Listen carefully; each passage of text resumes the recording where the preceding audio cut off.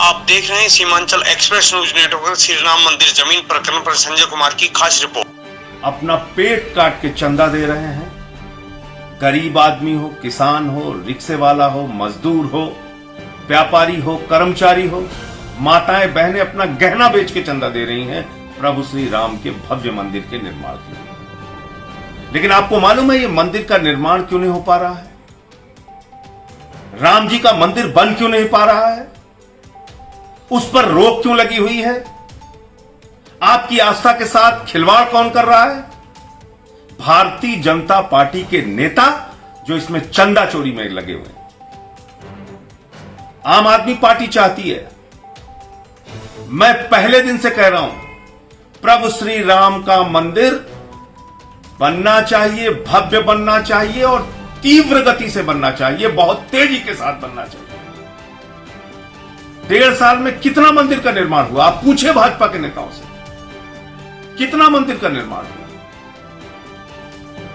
राम जी का मंदिर तेज गति से बनना चाहिए और अगर इसमें रोक लगी है तो बीजेपी नेताओं के चंदा चोरी की वजह से, ट्रस्ट के लोगों के भ्रष्टाचार से। और ये उसका एक और प्रमाण है जो आप सुनेंगे तो आप चौंक जाएंगे, आप जानेंगे तो आपकी रूह कांप जाएगी।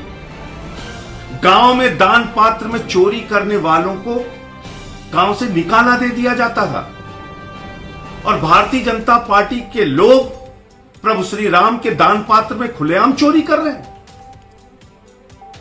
आपकी आस्था प्रभु श्री राम में है या बीजेपी के नेता जो चंदा चोरी कर रहे हैं उसमें? आपकी आस्था प्रभु श्री राम में है या प्रॉपर्टी डीलर्स में है? आपको तय करना होगा। और राम जी का मंदिर इन चंदा चोरों की बदौलत नहीं बन पाएगा, रोक लगेगी उसमें बार बार, क्योंकि इनका दिमाग चंदा चोरी में है, इनका दिमाग राम मंदिर के निर्माण में नहीं है। ये 20 फरवरी को बीजेपी के नेता, भारतीय जनता पार्टी के मेयर ऋषिकेश उपाध्याय के भांजे ने 20 फरवरी को 2021 में एक जमीन खरीदी श्री रामचंद्र कोर्ट में और वो जमीन खरीदी गई 20 लाख रुपए में। इस जमीन की मालियत है 35,60,000 रुपए। ये इसने खरीदी महंत देवेंद्र प्रसाद आचार्य जी से। देख लीजिए आप ध्यान से, 35,60,000 की जमीन 20 लाख में खरीदी भाजपा के मेयर के भांजे ने। और ठीक यही जमीन 11 मई को, देखिए ये 11 मई को श्री राम जन्मभूमि ट्रस्ट को बेच दी गई। कितने में? 2.5 करोड़ में। लगभग 13 गुना माल 3 महीने में कमा लिया गया। अब आप बताइए, बीजेपी के नेता संबित पात्रा और तमाम लोग जो खुलेआम झूठ बोल रहे थे चैनलों पर बैठ के कि वहां मार्केट वैल्यू बढ़ गई, मार्केट वैल्यू बढ़ गई। अरे मार्केट वैल्यू तो 35,60,000 से कम पर बीजेपी के नेता को मिल जाती है 20 लाख में, और 3 महीने बाद वही जमीन ट्रस्ट को 2.5 करोड़ में बेच दी जाती है, चंपत राय जी को। अब क्या बोलोगे आप लोग? आपकी आस्था प्रभु श्री राम में होनी चाहिए, आपकी आस्था चंदा चोरों में नहीं होनी चाहिए, प्रॉपर्टी डीलर्स में नहीं होनी चाहिए। ये देखिए आप 2.5 करोड़ में बेच दी यही जमीन। अब क्या कहेंगे बीजेपी के नेता? अब क्या कहेंगे संबित पात्रा?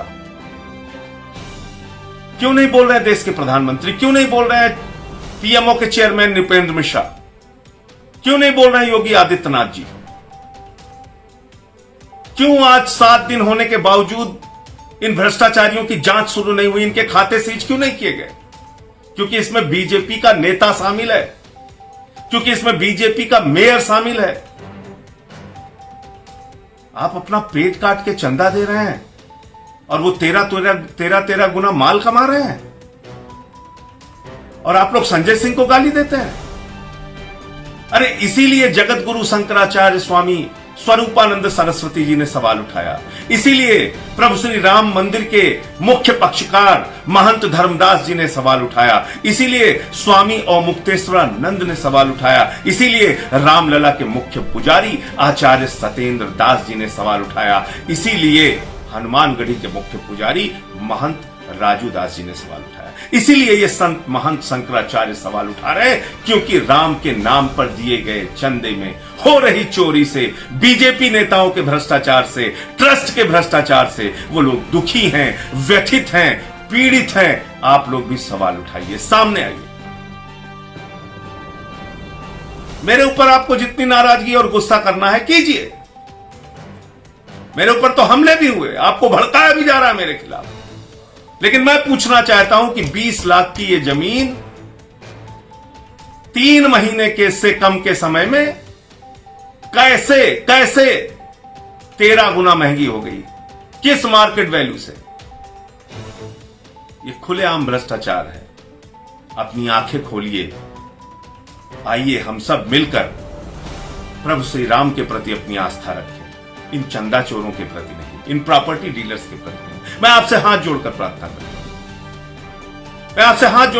करता हूं, इन चंदा चोरों के खिलाफ कार्रवाई होनी चाहिए। आप कैसे बर्दाश्त कर ले रहे हैं कि राम के नाम पर दिया गया चंदा कोई उड़ा ले जा रहा है करोड़ों रुपए का, उसमें भ्रष्टाचार और चोरी कर रहा है। और ये प्रभु श्री राम की ही कृपा है कि उन्होंने इन भ्रष्टाचारियों को बेनकाब किया है। माध्यम कोई भी हो सकता है, माध्यम अयोध्या के महंत हो सकते हैं, माध्यम हम लोग हो सकते हैं, लेकिन राम की मर्जी के बगैर कुछ नहीं होता।